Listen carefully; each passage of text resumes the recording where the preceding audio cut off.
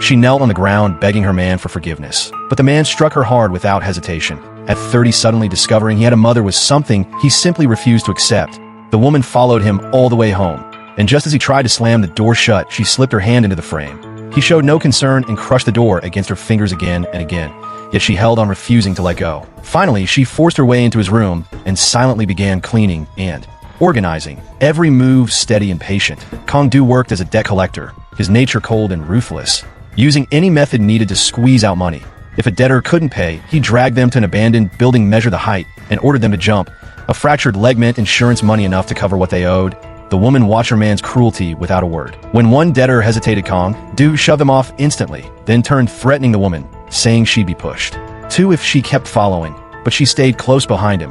When he checked the fallen man's injuries and found they weren't severe enough for compensation, he lifted a rock and crushed the man's leg while the victim cursed him. The woman stepped forward and kicked the debtor twice, refusing to let anyone insult her man. For the first time, someone protected him, and faint warmth stirred in Kong-do's heart. Every night, she stood outside his building until slowly he became used to her presence.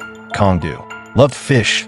One day, the woman brought him one with a number tied to its tail, then left quietly. He didn't cook it. Instead, he bought a tank and kept it alive. That night, he called her, unable to resist, confirming if she truly was his mother. She didn't answer directly. She only sang a lullaby.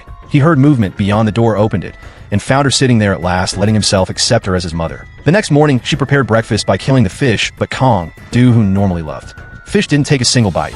He left for work, pausing at the door to glance back, feeling the warmth of being cared for the first time. Seeing the untouched fish, the woman knew her plan was nearly complete.